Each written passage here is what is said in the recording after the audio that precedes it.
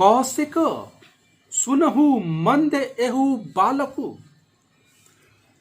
कुटिलु काल बस निज कुल घालकु। ऐ विश्वामित्र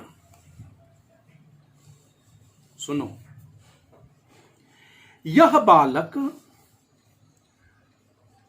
मूर्ख है, मंद बुद्धि का है, बुद्धिहीन है। यह अत्यंत कुटिल स्वभाव का है और यह काल के वशीभूत होकर, यह मौत के नशे में होकर अपने कुल, अपने खानदान का नाश करने वाला है। भानुवंश राकेश कलंकु, यह सूर्य वंश का कलंकित चंद्रमा है। निपट निरंकुश अबुधु असंकु, और यह तो निसंदेह ही निरा उदंड और महामूर्ख है। परशुराम कहते हैं कि हे विश्वामित्र, यह बालक अत्यंत बुद्धिहीन है, महामूर्ख है और यह कुटिल स्वभाव का है। और यह तो काल के वशीभूत होकर, मौत के नशे में चूर होकर अपने कुल का विनाश करने वाला है। यह तो सूर्य वंश का कलंकित चंद्रमा है।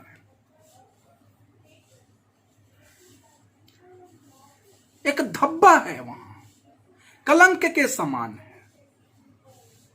निपट निरंकुश अबुधु असंकु, यह तो निश्चित तौर पे निरा निरंकुश उदंड है और अबुधु अबोध है।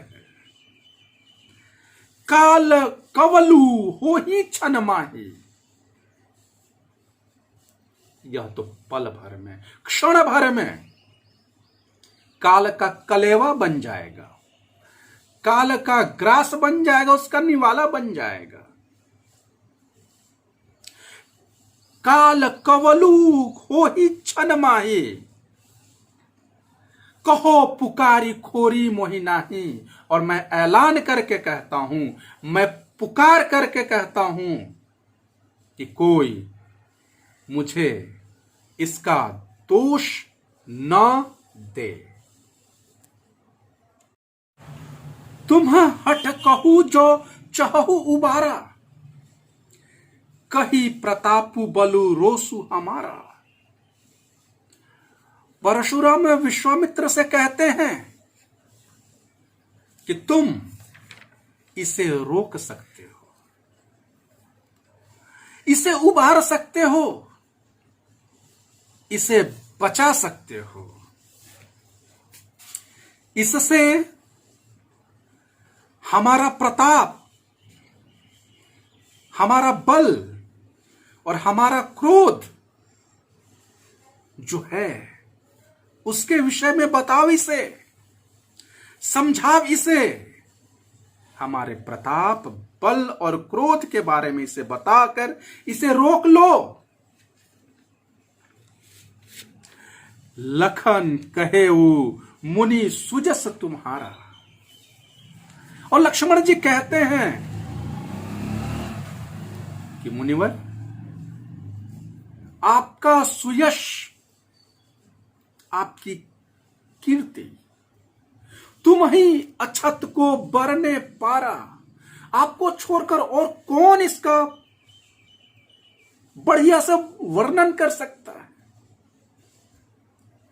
आप ठीक तरीके से आप अपने सुयश का, अपनी कीर्ति का, अपने कारनामों का वर्णन कर रहे हैं और अपने मुंह तुम्ही अपनी करनी, अपने मुंह से आप अपनी करनी का, अपने कारनामों का वर्णन कर रहे हैं। बार अनेक भांति बहुवर्णी, और आप तो इसे अनेक बार, विविध बार,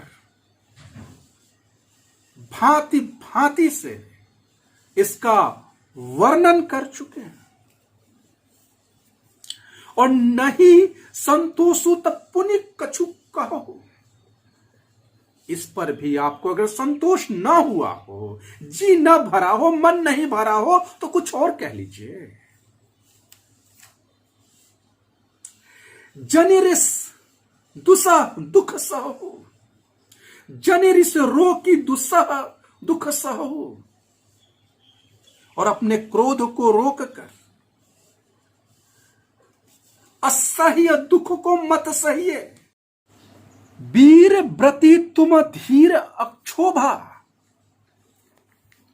लक्ष्मण जी कहते हैं कि मुनि, आप वीर व्रती हैं, वीरता के व्रत का पालन करने वाले हैं, आप अत्यंत धैर्यवान हैं, आप अक्षोभा हैं, क्षोभ रहित हैं। गारी देत न पावहु शोभा। और आप गाली देते हुए शोभा नहीं पाते हैं। लक्ष्मण जी परशुराम पर व्यंग्योक्ति से उनका ही अपमान करते हुए कहते हैं कि आप वीरव्रती हैं, आप धैर्यवान हैं, आप क्षोभ रहित हैं, और आपके मुंह से गाली सुनना या आपको गाली देना शोभनीय नहीं है, शोभा नहीं देता है। सूर समर करनी करही कही न जनावई आपू। लक्ष्मण जी कहते हैं कि जो वीर होता है उस समर में शूरता का कार्य करता ही है, वो वीरता का कार्य करता ही है, लेकिन उसकी जानकारी सबको देता फिरता नहीं है आपकी तरह। सूर समर करनी करही कहीं न जना वही आपू। आपने तो हद कर दी, आपने तो वीर और वीरता की परिभाषा ही बदल के रख दी। वीर आदमी समरांगन में तो दिखाता ही है अपनी वीरता, लेकिन उसकी कहीं जानकारी देता चलता है क्या? उसकी जानकारी तो देते हुए नहीं चलता है, आप दे रहे हैं। विद्यमान रन पाई रिपु कायर कथई प्रतापु। और जब सामने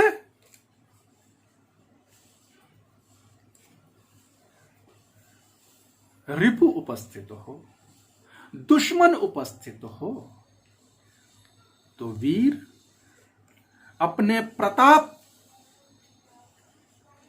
की कथा नहीं कहते,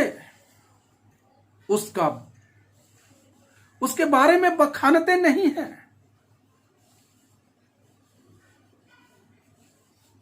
तो आपने तो हद ही कर दी। आप अपनी वीरता के बारे में, अपने प्रताप के बारे में आप खुद ही कहते चल रहे हैं, लेकिन जहां तक मेरा मानना है, वीर दुश्मन को रण में उपस्थित देखकर अपने प्रताप के बारे में कथा नहीं कहता है, अपनी वीरता दिखाता है।